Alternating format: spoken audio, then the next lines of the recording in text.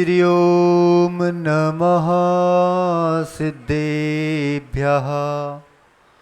जय श्री ओम नमः सिद्धेभ्यः।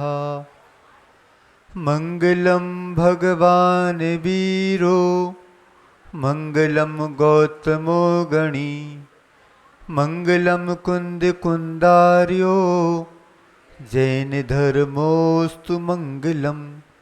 सर्वमंगल मांगल्यम सर्वकल्याणकारकम प्रधानम सर्वधर्मानां जैनम जयतो शासनम। जैनम जयतो शासनम।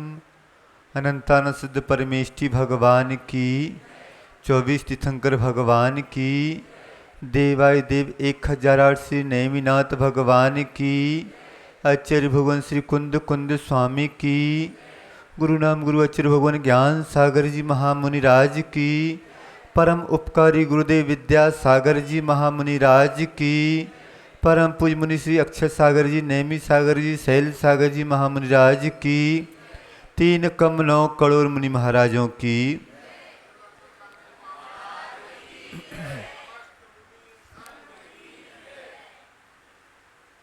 कल बात चल रही थी कि सफलता ज़्यादा ज़रूरी है कि शांति ज़्यादा ज़रूरी है। सफलता की प्राप्ति के लिए आदमी भौतिकता में उलझ जाता है और शांति की प्राप्ति आदमी को धर्म के मार्ग पर चलकर ही प्राप्त हो सकती है। धर्म, हम जो धर्म कर रहे हैं क्या उसे धर्म मान लें, या हमारे जीवन में और बहुत कुछ आवश्यक है, उसका भी ज्ञान होना बहुत ज़रूरी है। अभी तो हम जितना धर्म कर रहे हैं, धर्म हो रहा है परंतु व्यक्ति धार्मिक नहीं हो रहा। धर्म हो और धार्मिकता ना आए तो कहीं ना कहीं हमारे अंदर कुछ कमी होगी, तभी तो हम धर्म करने के बाद भी धार्मिक नहीं हो पा रहे। एक बहुत सुंदर लाइन पढ़ने में आई, सर्वधर्मान परित्याज्य ममेकम शरणम व्रजः। क्या बोला? सर्वधर्मान परित्याज्य ममेकम शरणम व्रजः। मैं सर्वधर्मों को छोड़कर एक की शरण में जाता हूँ। क्या बोल दिया? सर्वधर्म को छोड़कर मैं एक की शरण में जाता हूँ। अब यहाँ पर कौन से धर्म को छोड़ना है और किसकी शरण में जाना है, इसका भी ज्ञान होना बहुत ज़रूरी है। ऐसा नहीं कि बोल दिया कि सर्वधर्मान परित्याज्य, सभी धर्म को छोड़ दो और एक की शरण में आ जाओ। एक की शरण में किसकी शरण में आना? प्रारंभिक अवस्था में किसी न किसी का तो आलंबन लेना होगा, फिर उसके बाद उसको भी छोड़ना होगा। परंतु व्यक्ति इस बात को समझ नहीं पाता कि अपनी भूमिका के अनुसार काम होता है। यदि हम ऊपर की भूमिका का काम नीचे की भूमिका में करने लगें तो वह काम नहीं हो पाएगा। तो जो बात कही गई कि सर्वधर्मान परित्याज्य, किस किस कौन कौन से धर्म को छोड़ दो, तो तन के धर्म को छोड़ दो, मन के धर्म को छोड़ दो, भौतिकता में जितने धर्म हैं उन धर्मों को छोड़ दो, जो हमारे घर गृहस्थी के धर्म हैं, जो नियम कानून से बंधे हुए हो, उनको नहीं छोड़ना। परंतु यदि एक की शरण में आना हो तो उसको भी छोड़ना होगा। एक किसकी शरण में आना? तो एक हमें आत्मा की शरण में आना। अब जो बात आई कि महाराज क्या ग्रस्त भी आत्मा की शरण में आ सकते हैं, तो हाँ, ग्रस्त भी आत्मा की शरण में आ सकते हैं। आत्मा की शरण में आना तो क्या आना? तो कहा गया कि जिन कार्यों के माध्यम से हमारी आत्मा का पतन हो रहा है उन सर्वधर्मों को छोड़ दो। जिस व्यक्ति ने अपनी आत्मा को प्रधान कर लिया, आत्मा के हित के मार्ग पर आगे बढ़ गया, वह एक की शरण में आ गया। अभी हम सब काम कर रहे हैं, सबके लिए कर रहे हैं, परंतु अपनी आत्मा के लिए कुछ भी नहीं कर रहे हैं। धर्म क्या है? तो कहा गया धर्म धम्मो बत्थु सहावो। धर्म वस्तु का स्वभाव है। और वस्तु क्या चीज़ है? जितने भी द्रव्य हैं उनको अपना अपना स्वभाव है। आत्मा का स्वभाव क्या है? तो कहा गया कि आत्मा का स्वभाव जानना और देखना है। अब जहाँ जानना और देखना मात्र है वहाँ पर राग द्वेष नहीं है। तो जब तक हम आत्मा की शरण में नहीं आएंगे तब तक हम राग द्वेष में ही उलझे हुए हैं। अभी हमारी स्वाभाविक परिणति नहीं हो रही है, अभी हमारी वैभाविक परिणति हो रही है। और अभी हम वैभाव को दूर करना भी नहीं चाह रहे हैं और स्वभाव को प्राप्त करना भी नहीं चाह रहे हैं। जब तक हमारी उस ओर चाहना नहीं होगी तब तक हम उसको प्राप्ति भी नहीं कर सकेंगे। अभी हमारी स्थिति क्या हो रही है? दो बात हो गई, एक धर्म, दूसरा विधर्म। स्वभाव में आना धर्म हो गया और विभाव में पहुंचना विधर्म हो गया। तो अभी हमारी स्थिति क्या है? अभी हमारी स्थिति ऐसी है कि हमने क्रोध को ही अपना आत्मीय बना लिया है। अभी हमने बैर को आत्मा का शत्रु माना ही नहीं है। अभी हम लोभ में ही जीवन बसर कर रहे हैं। हर पल लोभ की ही बात हमारे जीवन में आ रही है। अब बतलाओ कि 24 घंटे का समय आप लोगों के पास में है, कितना आप धर्म को स्थान दे रहे हैं और कितना आप विधर्म में जीवन जी रहे हैं। अभी धर्म, हमने धर्म किसको मान लिया? जिन माध्यमों से धर्म होता है उनको ही हमने धर्म मान लिया, बाकी अभी हम धर्म में आए नहीं।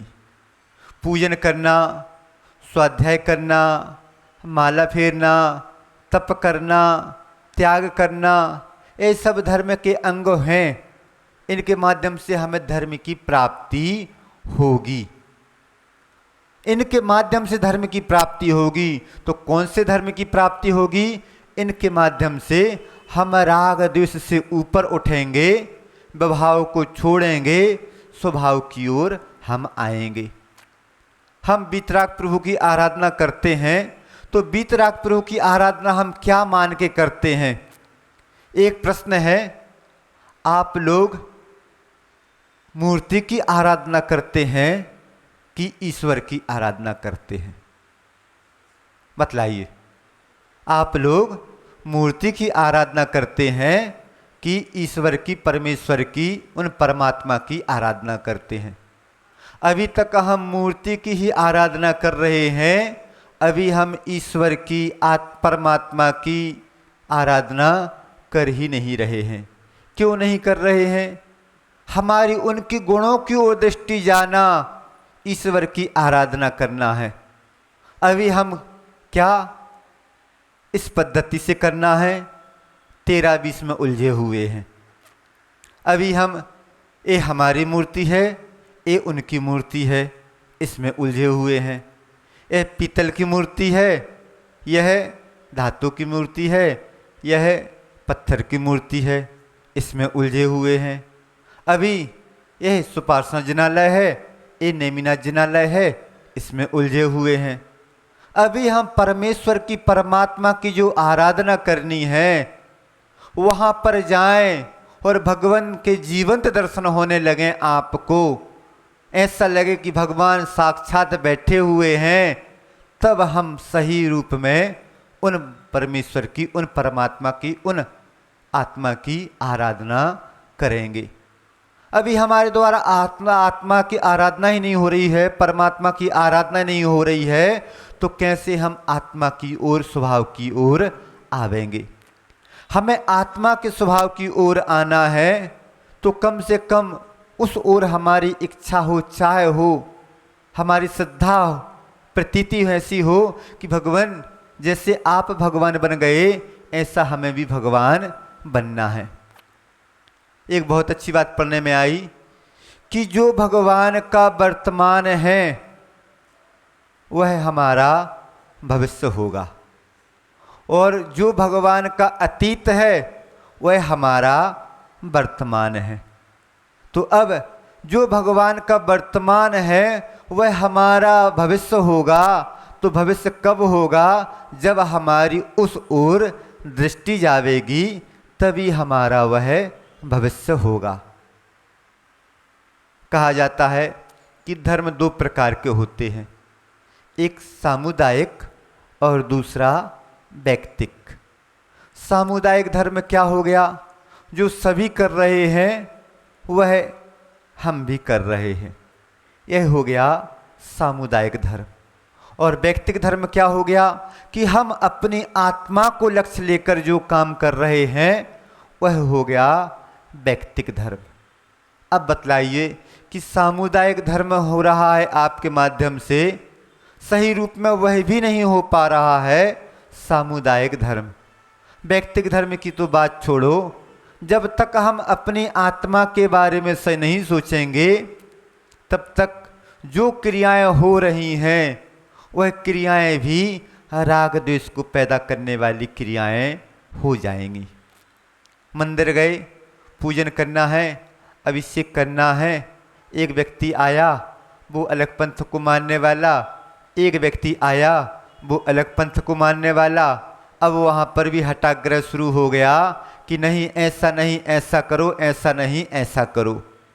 जब अब जितने व्यक्ति आ रहे हैं सब अपनी अपने पंथ परंपरा के अनुसार कर रहे हैं, तो जो व्यक्ति पंथ में उलझा रहेगा वह व्यक्ति पथ पर कभी भी नहीं चल पाएगा। हमें पथ पर चलना है तो हमें पंथ से ऊपर उठना होगा। जब तक हम पंथ से ऊपर नहीं उठ पाएंगे तब तक ना तो हम सामुदायिक धर्म कर पाएंगे ना ही हम व्यक्तिगत धर्म कर पाएंगे। तो हमें व्यक्तिगत धर्म करना है, उस आत्मा को राग द्वेष से परे ऊपर उठाना है, तो क्या करना होगा इसके बारे में भी समझना जरूरी है। आप लोग कहीं पर भी जाते हैं, आज के समय में तो टेक्नोलॉजी का युग है, मोबाइल चालू किया, वहाँ की लोकेशन डाली, बस वहाँ की ओर आप लोगों ने चलना शुरू कर दिया। वह मार्ग बताने वाला तो हो सकता है परंतु मार्ग पर आपको चलना होता है। मार्ग बताने वाले की भी ज़रूरत है और मार्ग पर चलने वाले की भी ज़रूरत है। शास्त्र हमें मार्ग बताते हैं, परंतु यदि आप उस मार्ग पर नहीं चलेंगे तो क्या मंजिल पर पहुंच सकते हैं? नहीं, मंजिल पर नहीं पहुंच सकते।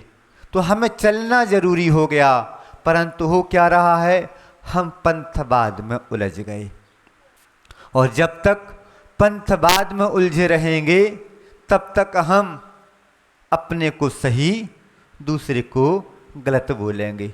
और जहाँ पर अपने आप को सही बोलना, दूसरे को गलत बोलना, वहाँ पर एकांत आ जाएगा। मैं ही सही हूँ।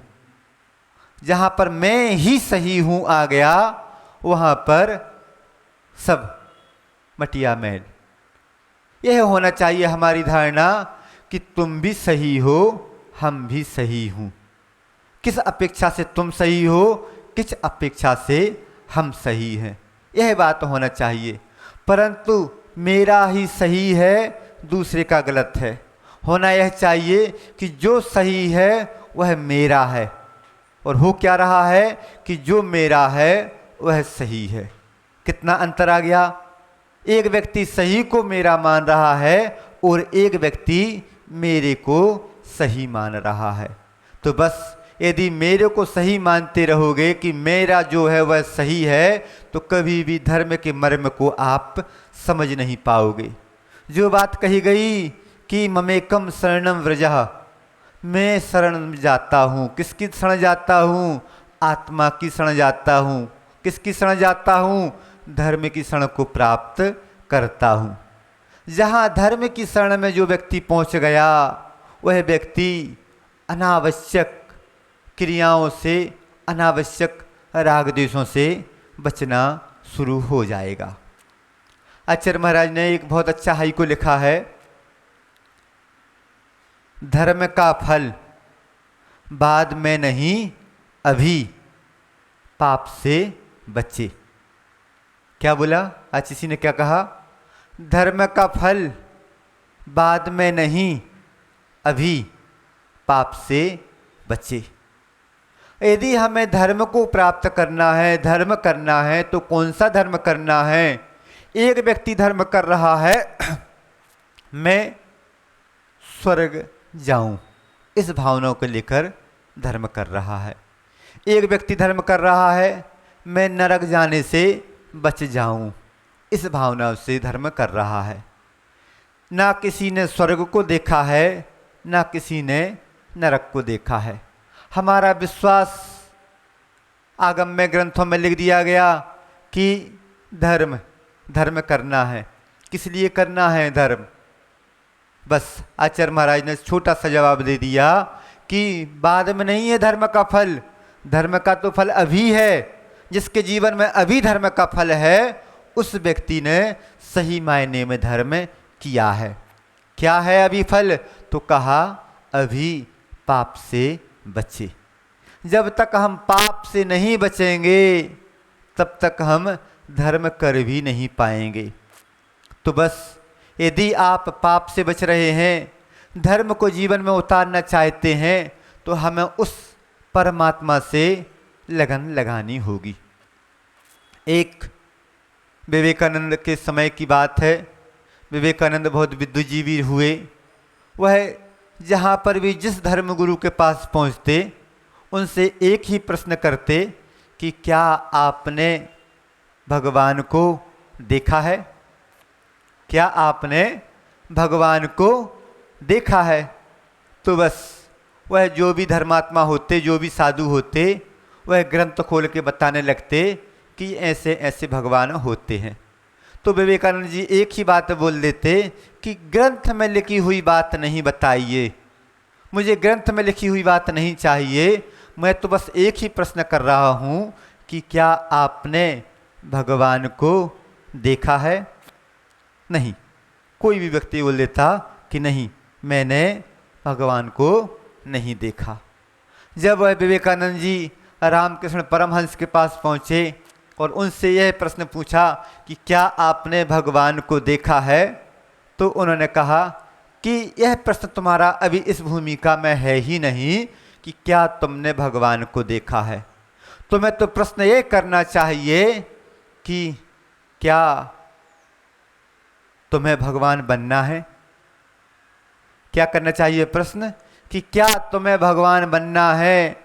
जिस व्यक्ति के पास यह भावना उत्पन्न हो जाए, यह प्रश्न का उत्तर मिल जाए कि हाँ मुझे भगवान बनना है, उस व्यक्ति की शरण में तुम पहुंच जाओ। अभी हम बस पंथवाद में उलझे हुए हैं, पूजन पद्धति में ही उलझे हुए हैं, और कहने वाले यह कह रहे हैं कि जिस वस्तु की प्राप्ति करना चाहते हो उसके माध्यम से भगवान की आराधना करो। अब बतलाओ कि भगवान बनना तो दूर, उस वस्तु की ओर तुम्हारी दृष्टि पहुंच गई, बेकारी तुम बन गए। क्या बोला जा रहा है? बोला जा रहा है कि दही से अभिषेक करोगे, दही की प्राप्ति होगी, घी से अभिषेक करोगे, घी की प्राप्ति होगी, और पानी से अभिषेक करोगे, पानी की प्राप्ति होगी। ऐसा कुतर्क करने वाले व्यक्ति बहुत से हैं, परंतु क्या इन वस्तुओं को प्राप्त करने के लिए हम धर्म कर रहे हैं? इन वस्तुओं को प्राप्त करने के लिए धर्म किया ही नहीं जाता। यदि इन वस्तुओं को प्राप्त करने का उद्देश्य रहेगा तो बस पंथवाद में ही उलझे रहोगे। हमें ना 13 में उलझना है, ना हमें 20 में उलझना है। हमें तो उस आत्मा के धर्म को धारण करना है, उस व्यक्ति की शरण में पहुंच जाना है कि जो व्यक्ति भगवान बनने की ओर उसके कदम बढ़ चुके हैं। जिस व्यक्ति के भगवान बनने की ओर कदम बढ़ चुके हैं वह बता देगा कि हाँ, हमने आत्मा को देखा है। जिसने आत्मा की अनुभूति कर ली, आत्मा की अनुभूति कौन कर पाएगा? जिसकी आत्मा में रुचि होगी। आत्मा में रुचि अभी हुई नहीं और आत्मानुभूति की बात यदि करना शुरू हो जाए तो वह भी बेईमानी होगी। तो हमें क्या करना है? सबसे पहले आत्मा में रुचि जागृत करना है। जब आत्मा में रुचि होगी, आचार्य महाराज स्वाध्याय करा रहे थे, समय सार का स्वाध्याय चल रहा था, उस समय आचार्य महाराज ने बोला कि जो व्यक्ति शुद्धोपयोग की भूमिका नहीं बना पा रहा है, शुद्धोपयोग नहीं प्राप्त कर पा रहा है, शुद्धोपयोग नहीं कर पा रहा है, वह व्यक्ति शुद्धोपयोगी की शरणों में जाकर बैठ जाए। कैसे शुद्धोपयोग प्राप्त होता है? जब तक उनके चरणों में, उनकी शरण में नहीं बैठोगे तब तक वहाँ पर तुम्हारी रुचि भी जागृत नहीं होगी। तो जो व्यक्ति आत्मा में रुचि पैदा कर लेता है वह व्यक्ति आत्मा में कालांतर में आत्मा की प्रतीति भी होने लगेगी, आत्मा की अनुभूति भी होने लगेगी। और जिस व्यक्ति को आत्मा की अनुभूति होना शुरू हो जाएगी वह व्यक्ति उन परमात्मा को भी प्राप्त कर लेगा, देख लेगा। तो हमें क्या करना है? हमें भगवान बनने के मार्ग पर आगे बढ़ना है। तो कैसे बढ़ पाओगे? जो व्यक्ति भगवान बनने के मार्ग पर आगे बढ़ गया है उसकी चरण शरण में आप लोग पहुंच जाइए। परंतु आज का धर्म कैसा हो रहा है? आज का धर्म ऐसा हो रहा है, जुगाड़ का धर्म हो रहा है। जुगाड़ का धर्म भी क्या चीज़ है? जुगाड़ का धर्म तो बस कहा गया, बहुत पहले एक व्यंग पढ़ने में आया था, 10-15 साल पहले की बात है। एक व्यक्ति भारत घूमने आया, वैज्ञानिक था। उसने अपने उपकरण का प्रदर्शन करना शुरू किया और उपकरण काम नहीं कर रहे हैं। वहीं पर एक भारतीय वैज्ञानिक था, उसने अपना दिमाग लगाया, थोड़ा सा यहाँ वहाँ काम किया, यहाँ वहाँ तार बदले और बोल दिया कि चालू हो जाएगा, यंत्र चालू हो गया। फिर वह वैज्ञानिक होटल जाने के लिए हुआ, रास्ते में गाड़ी खराब हो गई, कोई मैकेनिक नहीं है। वह ड्राइवर उतरा, उसने एक हथौड़ा निकाला और उस गाड़ी पर ठोकर मारी, गाड़ी चालू हो गई। क्या बात हो गई? बोलता है कि क्या कौन सी टेक्नोलॉजी से काम किया? तो बोलता है यह जुगाड़ टेक्नोलॉजी है। अच्छी बात है। फिर उस वैज्ञानिक का प्रधानमंत्री से मिलना हुआ। प्रधानमंत्री से बोलते हैं कि आपके देश में एक बहुत अच्छी टेक्नोलॉजी है, उस टेक्नोलॉजी को मैं अमेरिका ले जाना चाहता हूँ। कौन सी टेक्नोलॉजी है?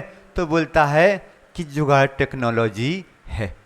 तो प्रधानमंत्री जी बोलते हैं कि भैया मैं तुम्हें नहीं ले जाने दूंगा। क्यों? क्योंकि इसी के माध्यम से हमारी सरकार चल रही है।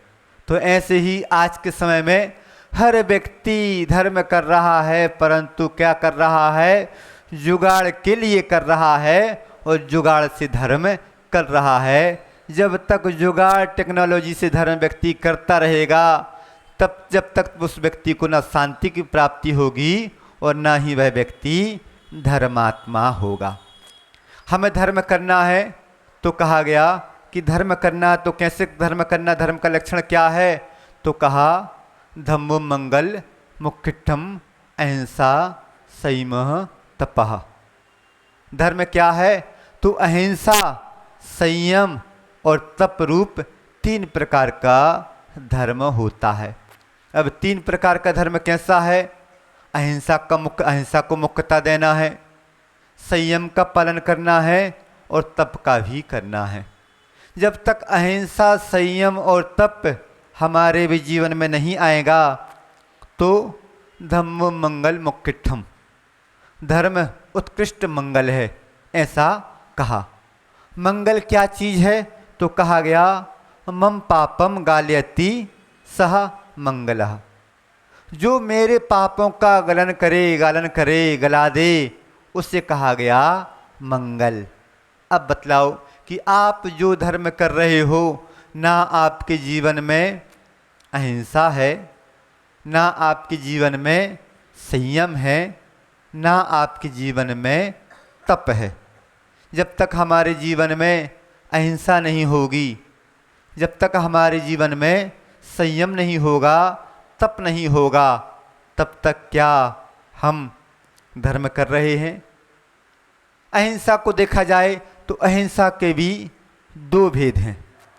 एक हिंसा नहीं करना और दूसरा जहाँ हिंसा हो रही है उन जीवों की रक्षा करना। अहिंसा, हिंसा नहीं करना। मान लिया कि हिंसा नहीं कर रहा है व्यक्ति, उस अहिंसा के नकारात्मक धर्म को तो अहिंसा के नकारात्मक धर्म का पालन कर रहा है, परंतु उस अहिंसा का सकारात्मक एक धर्म भी है। वह धर्म क्या है? जिन जीवों के ऊपर हमें दया करना है, करुणा करना है, जिन जीवों के ऊपर हम उपकार कर सकते हैं, क्या वह उपकार हमारे द्वारा किया जा रहा है? वह उपकार भी हमारे द्वारा नहीं किया जा रहा है। क्यों नहीं किया जा रहा है? क्योंकि अभी हमने उस धर्म के स्वरूप को समझा ही नहीं। अभी हमने अहिंसा के स्वरूप को समझा ही नहीं। जब तक हम अहिंसा के स्वरूप को नहीं समझेंगे, जब तक हम अहिंसा को अपने जीवन में मुख्यता नहीं लाएंगे, स्थान नहीं देंगे, तब तक हम धार्मिक होंगे ही नहीं। और जब तक हमारे जीवन में अहिंसा नहीं आएगी, आप लोगों ने देखा होगा कि जो धर्म हिंसा पर टिके हुए हैं, वहाँ उस धर्मों की क्या स्थिति है। एक हाइकू है, कैसा ए धर्म, कैसा ए धर्म, जहाँ है हिंसा वहाँ तो नाटक है।